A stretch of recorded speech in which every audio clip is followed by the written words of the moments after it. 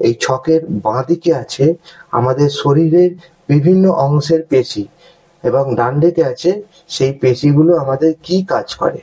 তাহলে একদম বাঁ দিকে প্রথমেই চলে আসো আঙুলের পেশি। দেখো, আঙুলের পেশির সাহায্যে আমরা লিখি, ছবি আঁকি, সূক্ষ্ম কাজ করতে পারি। হাতের পেশি, হাতের পেশির সাহায্যে আমরা কোনো জিনিসকে টানতে পারি, ঠেলা দিতে পারি, ধাক্কা দিতে পারি, বল ধরতে পারি, বল ছুটতে পারি। এছাড়া মাছ ধরা, এই সমস্ত কাজ আমরা হাতের পেশির সাহায্যে করে থাকি। এবার আসি পায়ের পেশি। পায়ের পেশির সাহায্যে আমরা হাঁটতে পারি, দৌড়তে পারি, ব্যায়াম করতে পারি, ফুটবল খেলতে পারি, সাইকেল চালাতে পারি, ইত্যাদি ইত্যাদি। এবার আসি ঘাড়ের পেশির ব্যাপারে। ঘাড়ের পেশির সাহায্যে আমরা মাথা ঘোরাতে পারি, মাথা উপর নিচ করতে পারি, এছাড়া মাথায় কোনো বোঝা বহন করতে পারি। একদম এরপরে আসো পিঠ এবং কোমরের পেশি। এই পিঠ এবং কোমরের পেশির সাহায্যে আমরা শরীরকে সামনের দিকে এবং পিছন দিকে ঝোঁকাতে পারি। তাছাড়া পিঠে বোঝাও আমরা নিতে পারি।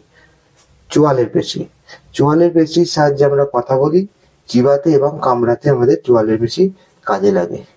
জিভের পেশির কাজ কি? জিভের পেশির সাহায্যে আমরা কথা বলি, খাবার মুখের মধ্যে নিয়ে নাড়াচাড়া করতে পারি। আর একদম শেষে আছে চোখের পেশি।